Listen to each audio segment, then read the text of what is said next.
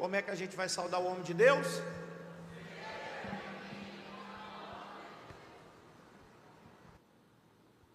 Meus irmãos, a paz do Senhor Jesus. Eu convido a todos a abrir a sua Bíblia em Mateus capítulo 15. Evangelho de Jesus Cristo, segundo escreveu Mateus, capítulo 15.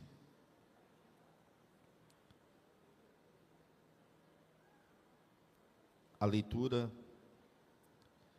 é a partir do versículo de número 21.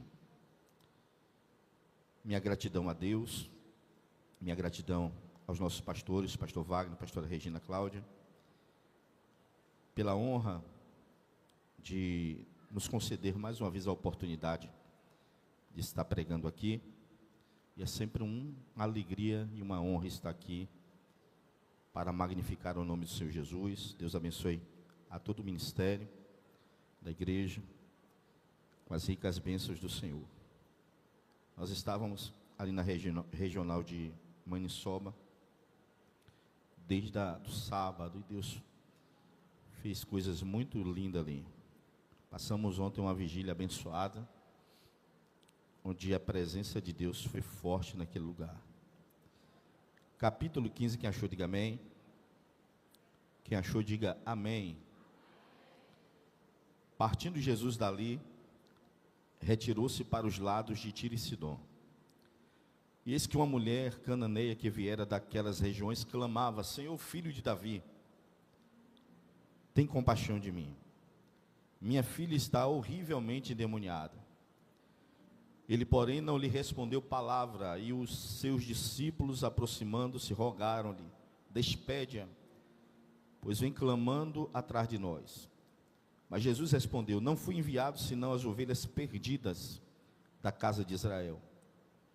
Ela, porém, veio e o adorou, dizendo: socorre-me.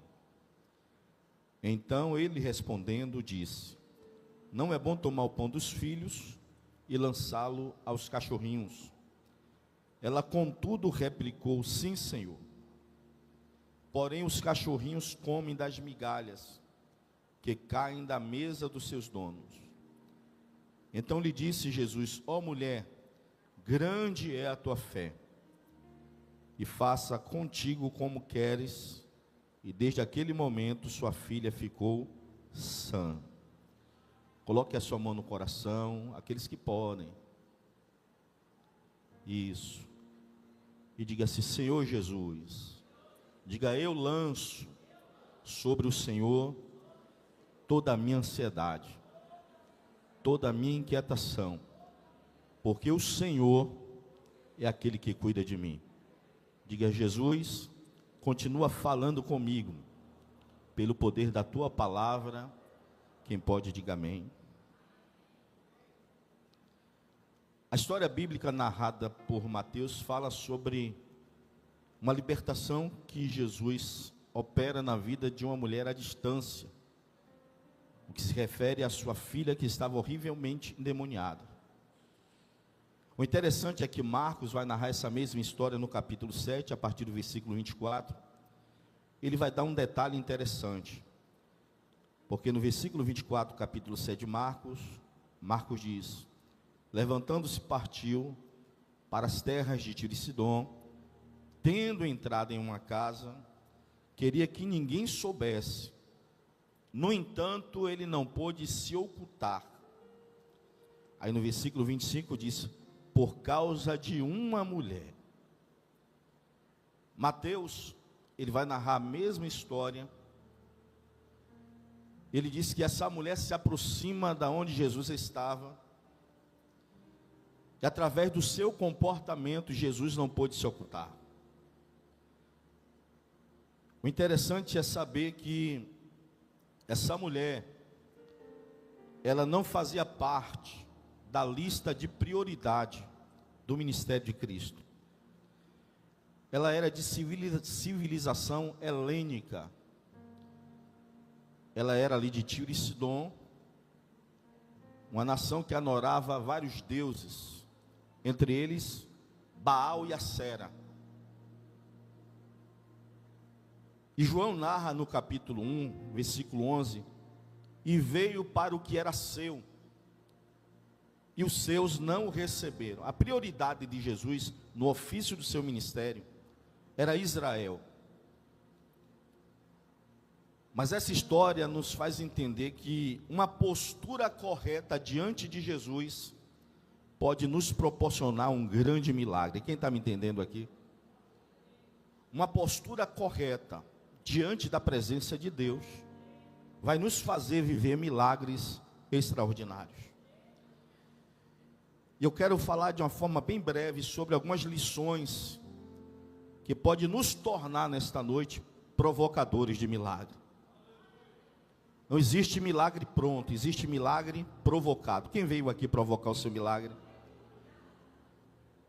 E quando eu falo milagre pronto, eu falo para mim e para você, porque para Deus tudo já está ao seu dispor. Mas eu preciso me comportar devidamente para viver um grande milagre. Não é de qualquer forma que eu vou viver milagre. Milagres não vai acontecer na vida de qualquer um. Pode observar que em várias passagens bíblicas o texto diz: e uma multidão, e um leproso foi curado. No meio de uma multidão, só um se comportou devidamente para viver milagre. Quem não se lembra daquela mulher, a mulher com fluxo de sangue? A Bíblia diz: a multidão apertava e oprimia, só aquela mulher que veio e se comportou devidamente para viver um grande milagre. Eu vou te dar uma receita bíblica nessa noite, para que você venha viver ainda em 2024 grandes milagres de Deus para a glória do nome de Jesus Cristo. A primeira lição é: em meio às suas crises, se aproxime de Jesus. Em meio a qualquer dia difícil que você está enfrentando, procure descobrir onde Jesus está e se aproxima dele. Isso é princípio bíblico. Pois Tiago diz: chegai-vos a mim, e eu chegarei a vós. Quem se aproxima primeiro sou eu. Quem se aproxima primeiro é você. E depois desta aproximação, viveremos a manifestação do poder de Deus. O segredo é se aproximar de Jesus. Se identificou um problema, se está vivendo uma crise, se aproxima dele, fica bem perto dele. Uma menina pergunta à mãe: mãe, Deus é grande ou pequeno? E a mãe leva ela no aeroporto para dar a resposta para ela. E ao longe ela viu uma aeronave vindo, e a mãe perguntou: aquele avião é grande ou pequeno? E a criança disse: bem pequeno, mãe, porque o avião estava longe. Mas quando pousou e se aproximou, a mãe tornou a perguntar: e agora, o avião é pequeno ou é grande? E ela respondeu: é grandão, mãe. Aí a mãe disse: assim é Deus. Se você se aproxima dele, você vai conhecer a grandeza dele. Quanto mais perto de Deus você se aproximar, maior é a probabilidade de você viver milagres extraordinários. A história diz que essa mãe tinha um problema dentro de casa. Ela deixa o problema para se aproximar daquele que resolve o problema. Então a primeira lição é: se aproxima de Deus. É tempo de ficar bem pertinho de Jesus. Quem está me entendendo aqui, diga glória a Deus. Toca no teu irmão e diga assim: é só se aproximar dele. Só que quando ela se aproxima, ela vai nos dar a segunda lição, porque tem pessoas que até se aproximam, mas não reagem. Pede para dar glória, misericórdia, não abre a boca para dar glória. E eu sei por quê. Porque só pode dar glória a Deus quem pode. Só dá glória a quem pode. Isso aqui não é jargão para você dar glória, não é princípio bíblico. Depois leia aí Salmo 115, verso 17 e 18. Diz assim: ó, os mortos não louvam o Senhor, e nem os que descem à sepultura, mas aquele que está vivo, bendiga o seu santo nome. Só dá glória a Deus quem está vivo. Só dá glória a Deus quem está avivado. Avivamento é estar vivo. E nós não estamos aqui celebrando um morto, não. Nós estamos celebrando um Deus vivo. E nele temos vida e vida com abundância. Então, se eu fosse você, eu quebrava qualquer protocolo e começava a se aproximar dele devidamente. Porque quando aquela mulher se aproxima, ela se aproxima gritando: Jesus, filho de Davi, tem misericórdia de mim. Ela começa a clamar, ela começa a gritar. Clamar é gritar em alta voz. E esse comportamento, Marcos diz, Jesus não pôde se ocultar. Porque uma mulher move o sobrenatural de Deus através de Jesus. Porque ela se aproxima, mas ela se aproxima pedindo socorro, clamando. E Jeremias, ele deixa algo muito grande, eu sempre gosto de falar isso. No capítulo 33, 3, clama a mim, e eu vou responder. Eu vou anunciar coisas grandes, firmes, e coisas que você não sabe. Olha só o poder do clamor. Quando eu grito, pedindo socorro a Deus, aí Jeremias diz, tenha certeza que Ele vai responder. Porque o teu clamor vai haver respostas de Deus. Só que não vai parar aí não, por quê? Porque Ele vai subir o nível. E nessa subida de nível, Ele vai te responder, mas Ele também vai anunciar. E quando a Bíblia fala anunciar, a Bíblia quer dizer que Deus vai propagar a tua vitória. Que todos que te viram na vergonha, vai te ver também vivendo honrarias de Deus. Ele diz mais, coisa grande. O que é algo grande? Aquilo que a tua mão não alcança, mas está à disposição das mãos de Deus. Deus tem coisas grandes para manifestar em todas as áreas da tua vida.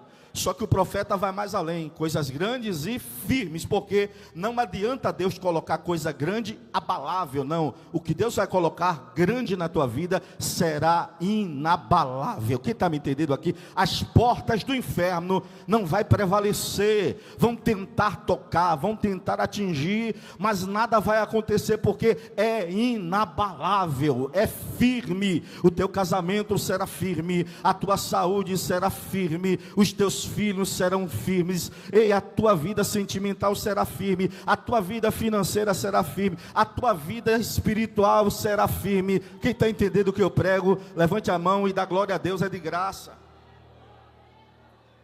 Só que o profeta diz mais, coisas firmes e coisas que você não sabe.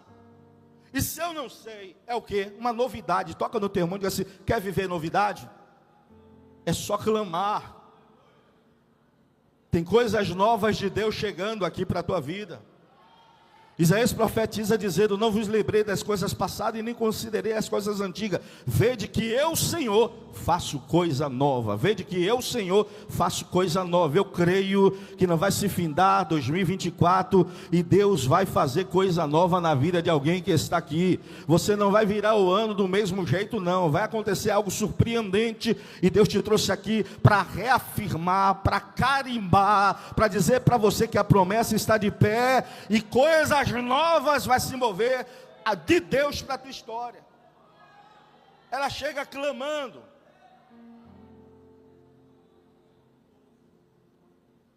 E ao clamar ela se expõe. Não tenha medo de se expor por causa de Deus. Nos anais da história bíblica, ninguém que se expôs por Deus passou vergonha. No capítulo 3 de Marcos, Jesus está no templo pregando. E a Bíblia diz que tinha um homem com a mão enriquecida. E Jesus diz, vem para o meio. E quando aquele homem vem para o meio do templo, Jesus diz, agora suspende a mão. Se tem uma coisa que mexe com quem tem algum problema físico, é expor ele. E o que aquele homem fez? Foi chamado para Jesus, para o centro do templo. E Jesus diz, agora levanta a mão doente. Só que quando ele levantou a mão doente, a mão não estava mais doente. Porque automaticamente, ao ele se expor por causa de Jesus, o milagre foi estabelecido na vida dele. Então não tenha vergonha de se esgoelar, de adorar o Senhor, de se expor, porque enquanto você faz isso, o poder de Deus se move no campo da tua batalha para te dar vitória.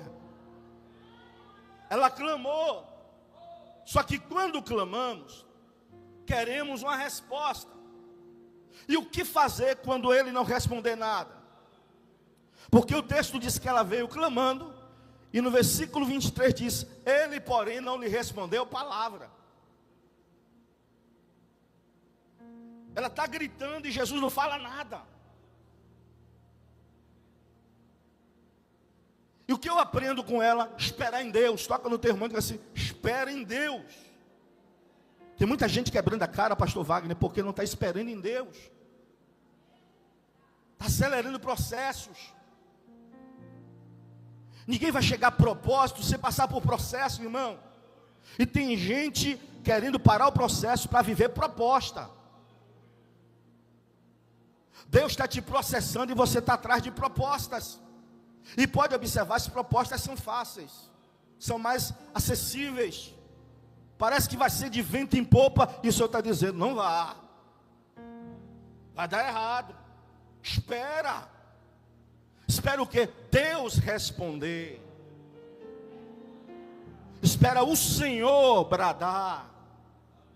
Quando o salmista disse: eu esperei com paciência no Senhor, ele se inclinou para mim, ouviu o meu clamor. Sabe o que Davi queria dizer? Valeu a pena esperar em Deus. Valeu a pena aguardar a voz de Deus. Observe que ela não para, ela não retrocede. Ela está gritando e Jesus não responde nada. E ela nos dá uma lição: paciência. Jesus não responde, ela nos dá mais uma lição: persevera. Porque Jesus não responde nada, mas ela persevera clamando, ela continua gritando. Eu nunca vi alguém que não persevere chegar a lugar nenhum. Bate na porta ontem, hoje não quer bater porque a porta não se abriu. Pediu ontem, não pede hoje, por quê? Porque pediu ontem e nada aconteceu. Aí Jesus disse: batei, batei, abri-se-vos-á. Pedi, pedi, e dá-se-vos-á. Qual é a ideia de Cristo? Peça até você ser atendido. Bata até a porta se abrir. Quem está me entendendo aqui, levante a mão e diga glória a Deus. Toca no teu irmão e diga assim: persevere mais um pouquinho. A ordem de Deus para o profeta Daniel foi: tu, porém, filho do homem, vai até o fim. Porque a Bíblia diz: o fim é melhor do que o começo, meu irmão. Então não pare de gritar, não pare de perseverar. Se clamou ontem e nada aconteceu, clame hoje de novo. Se clamar hoje nada acontecer, clame amanhã de novo. De uma coisa tenha certeza: Deus vai descer na tua terra, Deus vai te surpreender e vai falar para você acerca daquilo que você precisa viver, e vai mudar o teu cativeiro. Então, quando aquela mulher clama, não foi ouvida, Jesus não responde nada, ela persevera, ela tem paciência, mas perseverante, porque tem pessoas que desistem fácil. Clamou ontem, não vem mais buscar hoje. Adorou ontem, não quer mais adorar ontem. Tem dia que está que nem um sabiá, um canário belga, cantando até o fim, mas tem dia que a boca seca, a língua trava. Ei, nesta noite quebra protocolo. A proposta do diabo é você chegar calado aqui, sair mais calado ainda, mas quebra protocolo e comece a adorar, a gritar a Deus. Alguém não vai entender, mas tenha certeza que Deus vai entender tudo e vai provar para você que vale a pena perseverar. Ela persevera.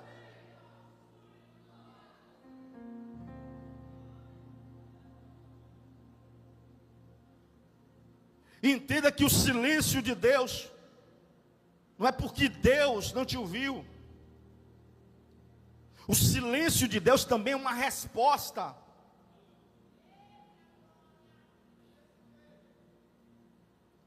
O silêncio de Deus é um segredo da sua operância.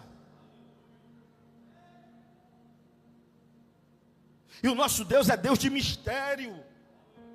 Até no silêncio dele é um mover da sua operação. Aí a Bíblia diz que os discípulos dizem: despede ela, porque vem com uma louca atrás de nós. E eu aprendo mais uma lição com essa mulher: não confunda a opinião das pessoas com a resposta de Deus. Nunca associe a proposta humana com uma proposta de Deus, a resposta de um homem com uma resposta de Deus. Eu quero que você me entenda aqui, porque no texto aqui referente, a opinião dos discípulos era alheia. E é bom separar tudo, porque às vezes Deus vai usar um homem para falar contigo, o teu pastor para te apacentar, para dizer não, e se você não ouvir, você vai quebrar a cara. Então, não mistura as coisas não. A não sair daqui, tá vendo, pastor, não, obedeça o pastor. Eu estou aplicando o texto, e no texto, os discípulos dão uma opinião alheia. Mas até então, o pastor Jesus não falou nada. E o que é que eu aprendo? Eu não devo confundir a opinião das pessoas como resposta de Deus. Mas chega a hora de Jesus responder. Mas enquanto ele não responder, entenda que o silêncio é uma forma de Deus operar coisa grande. Quando os discípulos falam isso, ele diz: eu fui enviado às ovelhas perdidas da casa de Israel. Aí o texto diz que essa mulher faz algo extraordinário. Quando Jesus responde aos discípulos, o texto diz assim, no versículo de número 25: ela, porém, veio e o adorou. Adorar é se prostrar, beijar os pés de Jesus, ou beijar a Deus na fronte. Adorar é um ato de intimidade, não é qualquer um que adora. Porque adorar é beijar a Deus nos pés ou na fronte. Você não vai deixar qualquer pessoa te beijar na fronte. Só alguém que tem o que com você? Intimidade.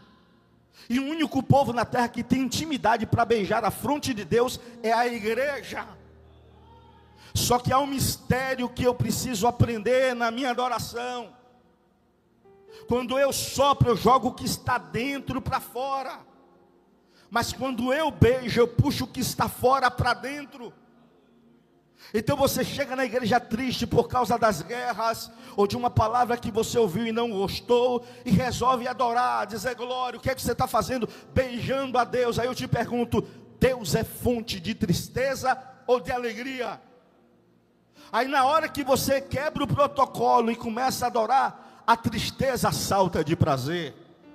Pastor, qual é a hora do milagre? É a hora que você beija Deus, porque Deus é fonte de cura. E na hora que você adora, você vai puxar a cura, que é a essência dele, para a área que você precisa viver milagre. Então nesta noite, adore o Senhor. Até aqui, essa mulher não tinha motivo para adorar a Deus. A filha continuava horrivelmente endemoniada, mas não obstante a isso, ela exigiu força, ela extraiu força e se rendeu a adorar ao Senhor. Adorar é um ato de força. Adorar vai exigir disponibilidade. Por quê? Porque às vezes a situação está te levando a ficar calado e você acha que ficar calado é a melhor escolha. Eu vim aqui para te dizer que ficar calado não é a melhor escolha. A melhor escolha é você quebrar o protocolo e adorar ao Senhor. Porque enquanto você está adorando, a Bíblia diz: Deus habita no meio dos louvores. É no meio do louvor que Deus está centralizado. Nos anais bíblicos prova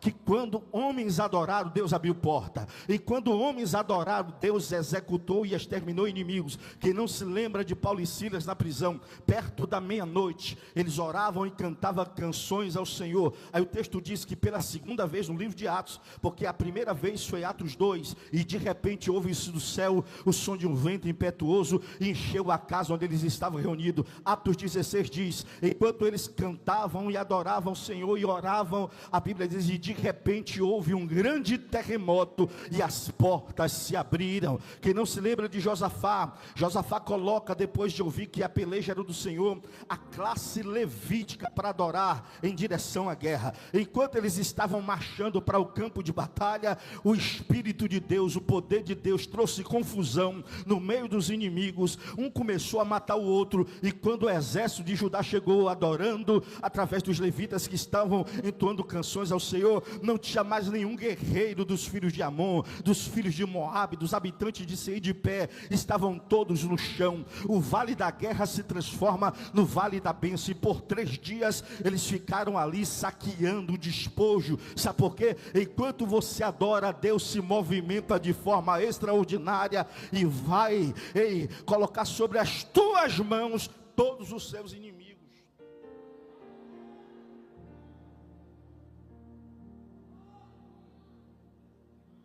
Essa mulher adorava Baal, porque o seu país adorava Baal e Acera. Nada acontecia na vida dela. Mas quando ela resolveu adorar o verdadeiro Deus, o negócio mudou. Porque depois que ela adora, Jesus responde para ela. Toca no teu irmão e diz: você está preparado para ouvir a resposta? Eu fico só pensando, pastor Wagner, que a nossa geração é uma geração fraca. A gente encontrou tudo pronto, pastora Clara. Estou falando a minha geração. E não quer fazer nada. Tudo pronto. Eu não sei que eu ia aguentar passar o que o senhor aguentou ali em Florestal. Vou até estar pregando lá 4ª e 5ª, na missão.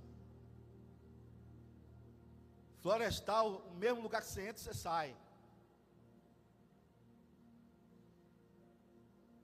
Eu não vou dizer, eu não sei se eu aguentaria. A nossa geração é fraca. Nós temos os melhores sons, a tecnologia de ponta, e temos preguiça de adorar a Deus. Estamos cultuando em um templo belíssimo, um dos mais belos da Bahia. Aí chegamos aqui parecendo quem está cultuando um morto.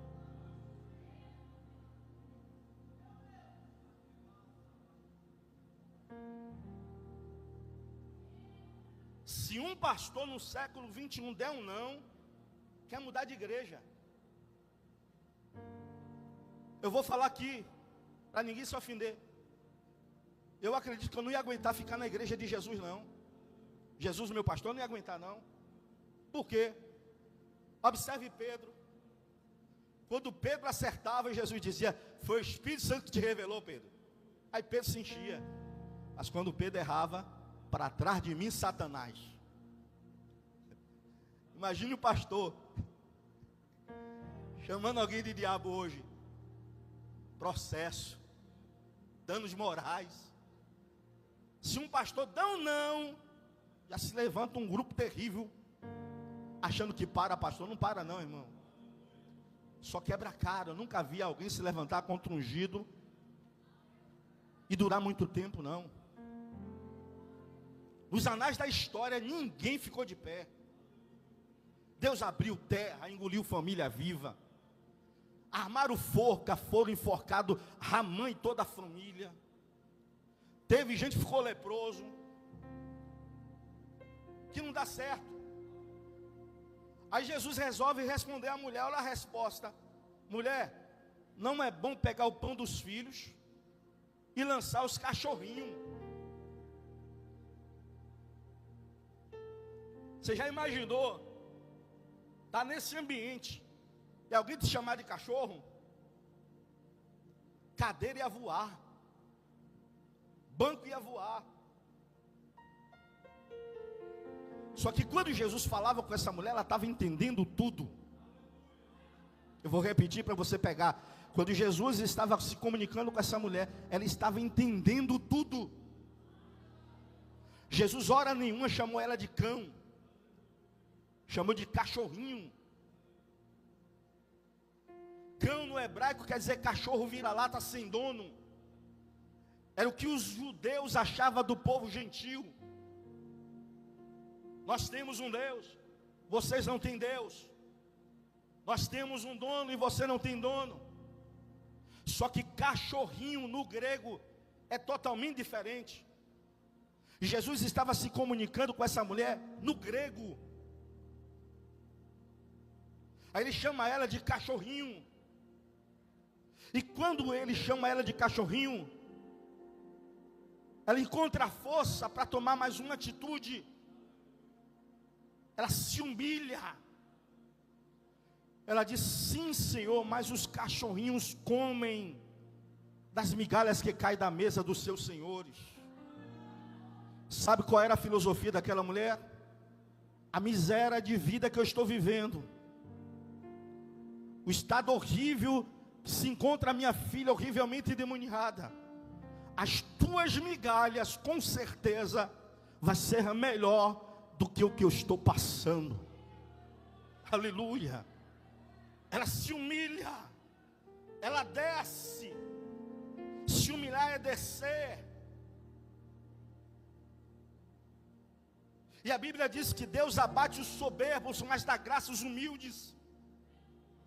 A Bíblia diz: se humilhai-vos perante as potentes mãos do Senhor, que no seu tempo Ele te exalta. E se o meu povo que se chama pelo meu nome se humilhar. E no texto de 2 Crônicas 7:13 diz assim, ó: se eu cerrar os céus, não houver chuva, se eu enviar algo para destruir a terra, nada está perdido. Porque no verso 14 Deus disse: se o meu povo, que se chama pelo meu nome, se humilhar, orar, se converter dos seus maus caminhos, então eu, Senhor, os ouvirei dos céus, perdoarei os seus pecados e vou sarar a terra. Jesus falou: você tem que descer, tem que se humilhar, tem que entender que com Deus não adianta altivez, com Deus não adianta nariz empinado, salto alto. Com Deus o negócio é mais diferenciado. A igreja, se quer avançar, tem que descer. Se você quer ser grande, tem que ser pequeno. Quem está me entendendo aqui, diga glória a Deus. Ela se esvazia, porque se humilhar é arrancar todos os egos ativos da tua alma. Se nesta noite existe algum ego imperando na tua alma, joga para fora, joga fora, desce, se humilha. É tempo de se humilhar. Se humilhar para quem? Se humilhar para Deus, porque quando você se humilha para Deus, Ele vai crescer na sua história. Se você se humilhar para Deus, Ele vai derramar sobre a tua história dupla honra. Quem está me entendendo aqui, diga glória a Deus. Aquela mulher com fluxo de sangue, quando vai tocar em Jesus, ela não toca em qualquer parte do corpo, ela não vem de qualquer forma, ela vem por trás, porque ela não queria ser vista, ela não queria ser reconhecida, e ela toca na orla, e quando ela toca na orla, Jesus para e diz: eu estou sentindo que de mim saiu virtude. Alguém tocou de forma especial, porque poder saiu de mim. Porque quando você se humilha, você move o sobrenatural de Deus para a tua causa. Quem está me entendendo aqui, diga glória a Deus. Ela se humilhou.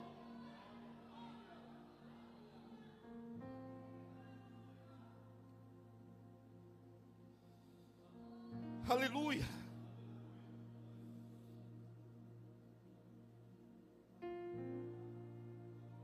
Desça mais, mergulhe mais, se renda mais. Ele quer relacionamento com você, Ele quer intimidade com você. Foi cantado aqui: eu sou teu pai.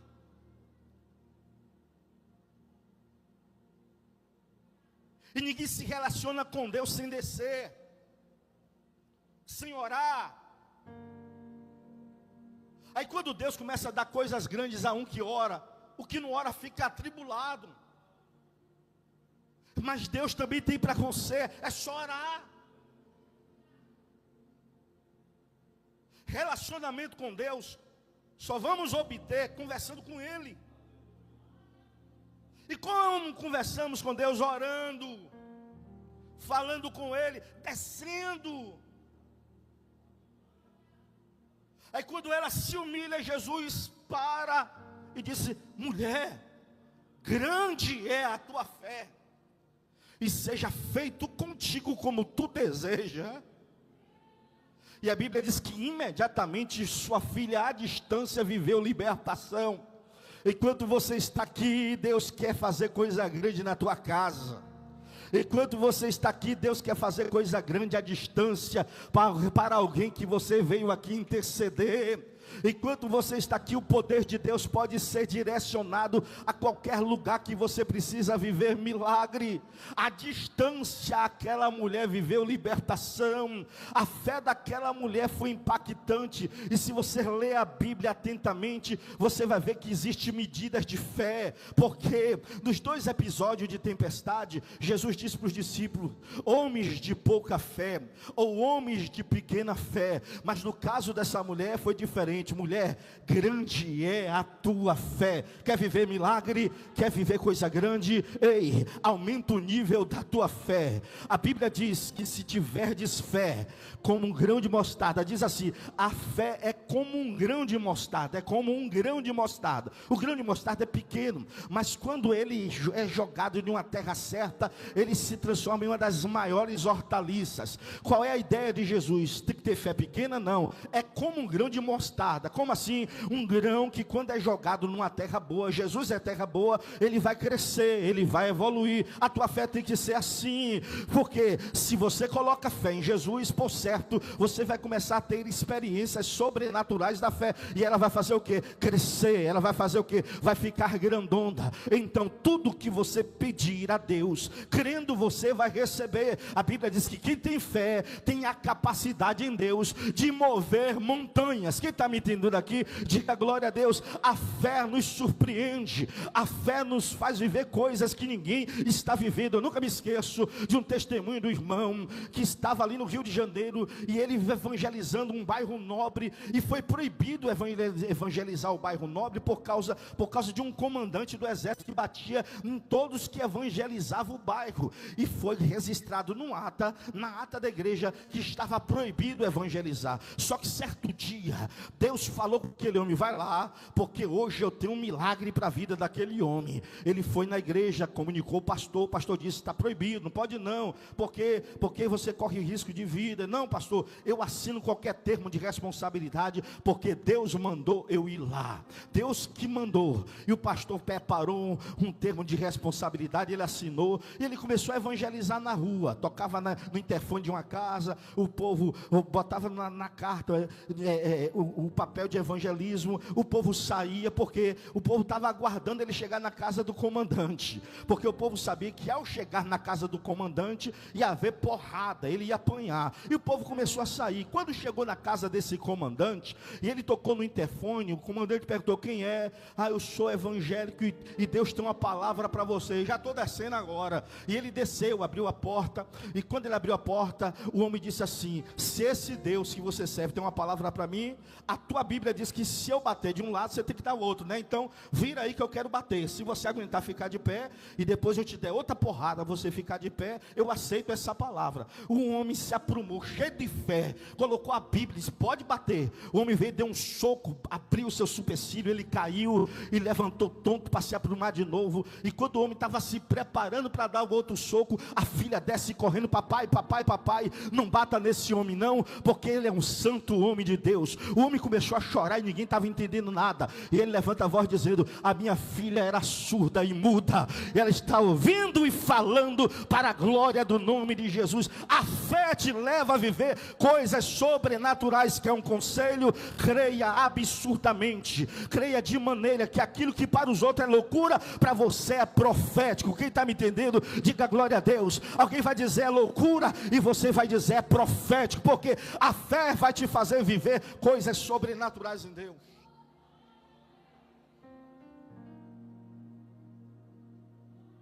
À distância a filha foi curada.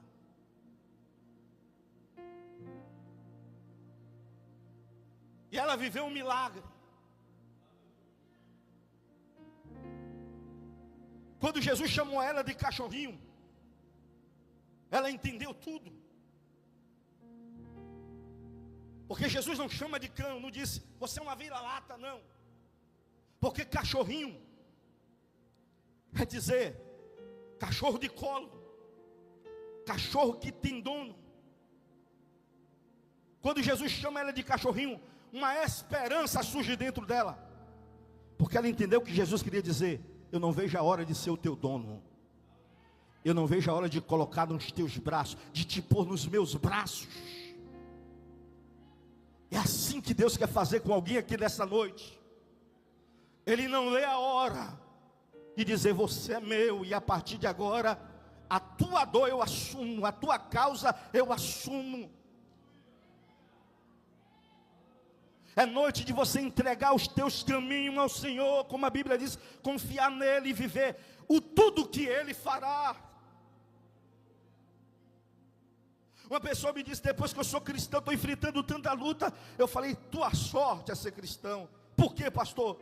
Porque se você não fosse cristão, você não ia aguentar passar o que você está passando. Você só está aguentando porque Jesus está no comando, no controle, e assumiu tudo. As tempestades vêm, mas o diferencial é como no episódio do primeiro episódio de tempestade na Bíblia. Jesus dentro do barco, houve ali uma grande tempestade provocada pelo vento, mas no cenário da história, segundo a narração de Marcos no capítulo 4, tinha um barco que Jesus estava dentro, mas existia vários barquinhos. Agora eu fico a imaginar, se no barco que Jesus estava, houve perigo, só não houve naufrágio, porque ele apaziguou a tempestade. Imagine nos barcos que ele não estava. E o interessante é que não precisa força e nem preparação. Eu não estou forte, eu não estou preparado. Não precisa nada disso. Deus nunca exigiu força de ninguém, e nem está preparado. A única coisa que Ele vai exigir é: você quer?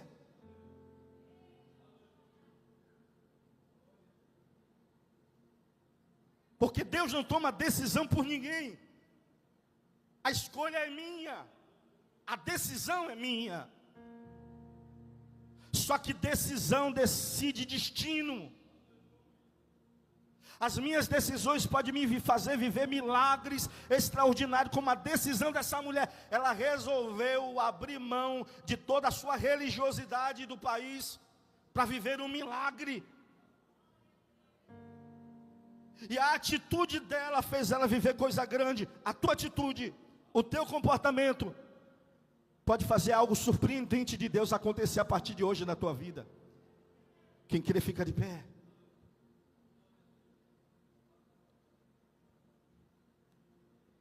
Aleluia.